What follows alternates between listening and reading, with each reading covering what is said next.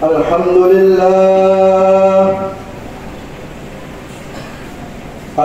لله الذي فضلنا بلقاء شهر شعبان. هذا شهر يمكن فيه أن نستعمله لنيل البركات والرضوان. اللهم صل وسلم وبارك وكرم وشرف وعظم على سيدنا ومولانا محمد الذي أنزله الله إليه بجميع أنواع الدليل والبرهان، وعلى آله وصحبه الذين نالوا البركات والعرفان. أما بعد، فيا عباد الله، أوصيكم ونفسي بتقوى الله، فقد فاز المتقون. وقد قال الله تعالى في كتابه الكريم: والعصر إن الإنسان لفي خسر إلا الذين آمنوا وعملوا الصالحات وتواصوا بالحق وتواصوا بالصبر. صدق الله العظيم. Ma'asyiral muslimin rahimakumullah, marilah kita tingkatkan ketakwaan kita kepada Allah Subhanahu wa taala dengan berusaha sekuat mungkin untuk menjalankan hal-hal yang menyebabkan kita mendapatkan pahala dan menjauhkan kita dari hal-hal yang menyebabkan kita mendapat dosa. Ma'asyiral muslimin rahimakumullah, secara bahasa Sya'ban berasal dari kata syi'ab yang artinya jalan di atas gunung. Makna ini selaras dengan posisi bulan Sya'ban yang menyongsong bulan Ramadan. Hal ini merupakan kiasan bahwa bulan ke-8 dalam kalender Hijriah tersebut merupakan momen tepat untuk menapaki jalan kebaikan secara lebih intensif, mempersiapkan diri menyambut bulan yang paling mulia, yakni bulan Ramadan. Posisi bulan Sya'ban yang terletak di antara Rajab dan Ramadan seringkali kurang mendapat perhatian lebih dibanding 2 bulan mulia yang menghimpitnya itu. Pada bulan Rajab, keutamaan-keutamaan seputar puasa dan amalan lainnya kerap kita dengar. Di bulan Rajab pula kita mengenang peristiwa yang dahsyat yang dialami oleh Rasulullah SAW, yaitu Isra dan Mi'raj. Bulan Ramadan lebih hebat lagi. Orang-orang seakan-akan menjadi manusia baru, berburu fadilah dan pahala berlipat di bulan suci ini. Tetapi tidak demikian dengan bulan Sya'ban. Dalam hadis riwayat Abu Dawud dan Nasa'i, Nabi menyebutkan, "Dzalika syahrun yaghfurun nasu an." Bulan Sya'ban itu adalah bulan yang biasa dilupakan umat manusia. Dilupakan bukan berarti terhina. Ia diabaikan manusia karena manusianya sendiri yang kurang menyadari kemuliaan bulan Sya'ban. Bukan akibat bulan Sya'ban itu sendiri tidak mulia. Sikap ini biasanya hanya terjadi di kalangan awam atau orang-orang yang secara rohani belum mendekat kepada Allah Subhanahu wa taala. Para salafus saleh memberi perhatian lebih pada bulan ini dengan beragam kegiatan ibadah, utamanya pada momen nisfu Sya'ban, yakni pertengahan bulan Sya'ban. Ma'asyiral muslimin rahimakumullah, bukti dari mulianya bulan Sya'ban bisa kita lihat dari sejumlah peristiwa penting bersejarah di dalamnya. Peristiwa-peristiwa ini bisa dipandang bukan semata sebagai fakta historis, tapi juga pertanda bahwa Allah Subhanahu wa taala memberikan perhatian spesial terhadap bulan ini.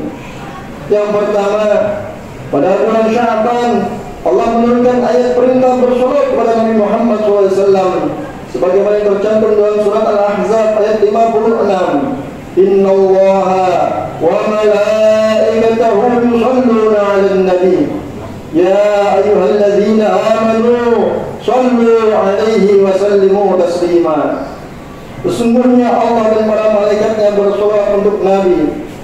Hai orang-orang beriman, Berselawatlah kamu untuk Nabi dan ucapkanlah salam penghormatan kepadanya. Mayoritas ulama, khususnya dari kalangan mufassirin, sepakat bahwa ayat ini turun di bulan Sya'ban. Secara bahasa, salawat berakar dari kata salat yang berarti doa. Dalam ayat tersebut ada 3 salawat. Salawat yang disampaikan kepada Allah, salawat yang disampaikan oleh para malaikat, dan perintah salawat yang disampaikan oleh umat Rasulullah SAW.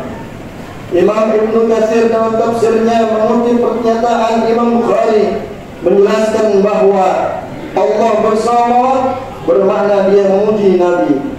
Malaikat bersalawat berarti mereka sedang berdoa, sementara manusia bersalawat selaras dengan pengertian mengharap berkah. Ayat tersebut menjadi bukti kedudukan Rasulullah SAW yang tinggi. Kemuliaan dan rahmat dilimpahkan langsung oleh Allah kepada beliau. Malaikat-malaikat suci terlibat dalam merapalkan doa-doa, dan seluruh kaum beriman pun diperintah untuk mengucapkan salawat kepadanya. Wajar sekali bila Syekh Abdul Qadir Jailani dalam menganjurkan umat Islam untuk memperbanyak salawat di bulan Sya'ban, di samping bergegas membersihkan diri atau bertobat dari kesalahan-kesalahan yang sudah lewat, guna menyambut Ramadan dengan hati yang bersih. Ma'asyiral muslimin rahimakumullah. Kedua, bulan Sya'ban merupakan saat diturunkannya kewajiban berpuasa bagi umat Islam.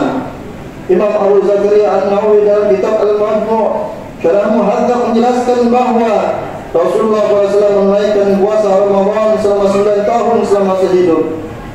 Dimulai dari tahun kedua Hijriah setelah kewajiban berpuasa tersebut turun pada bulan Sya'ban. Puasa merupakan kegiatan penting guna meredam nafsu yang sering menuntut dimanjakan.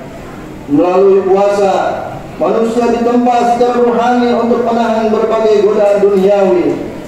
Bahkan dia harus menahan diri dari hal-hal yang halal, seperti makan, minum, berhubungan dengan istri. Menjadi sinyal kuat bahwa semuanya ada yang lebih penting dari kenikmatan dunia fana ini, yakni kenikmatan akhirat, berjumpa dengan Allah Subhanahu wa taala.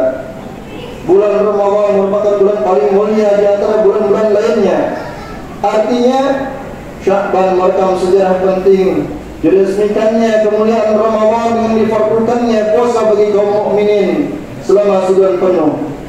Sya'ban menjadi tonggak menyambut bulan suci sebagai anugerah besar dari Allah yang melipat gandakan pahala segala amal kebaikan di bulan Ramadan. Ma'asyiral muslimin rahimakumullah. Ketiga, bulan Sya'ban juga menjadi sejarah dimulainya Ka'bah menjadi kiblat umat Islam yang sebelumnya adalah Masjidil Aqsa. Peristiwa peralihan kiblat ini ditandai dengan turunnya ayat dalam surah Al-Baqarah, "Qad nara taqalluba wajhika fis sama' wa nuwalliyannaka qiblatan tardaha wa walli wajhaka shatral masjidil haram." Artinya, sungguh kami melihat wajahmu kerap menengadah ke langit, maka sungguh kami akan memalingkanmu ke kiblat yang kamu sukai. Palingkanlah wajahmu ke arah Masjidil Haram. Saat menafsirkan ayat ini, Imam Qurtubi dalam kitab Al-Jami' Al-Ahkam Al-Quran dengan mengutip pendapat Imam Abu Hatim Al-Basri mengatakan bahwa Allah memerintahkan Rasulullah SAW untuk mengalihkan kiblat pada malam Selasa bulan Sya'ban yang bertepatan dengan malam nisfu Sya'ban. Kiblat menjadi simbol tauhid karena seluruh umat Islam menghadap pada satu tujuan. Beralihnya kiblat dari Masjidil Aqsa ke Masjidil Haram juga menegaskan bahwa Allah tak terikat dengan waktu dan tempat.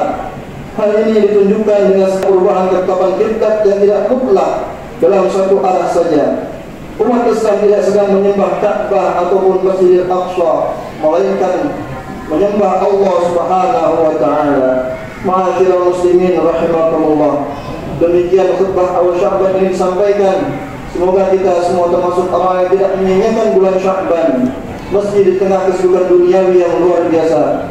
Al-Faqir mengajak kepada jamaah sekalian untuk menyisihkan waktu untuk meningkatkan kedekatan kita kepada Allah Subhanahu wa taala melalui ibadah, zikir, memperbanyak sholawat dan amal kebaikan lainnya, lebih-lebih di bulan mulia ini. Mudah-mudahan kita selalu diberi kekuatan, taufik taufik serta hidayah oleh Allah Subhanahu wa taala untuk selalu kembali ke jalannya, jalan yang penuh dengan kasih sayang dan keridhaan Allah Subhanahu wa taala. Amin amin ya rabbal alamin.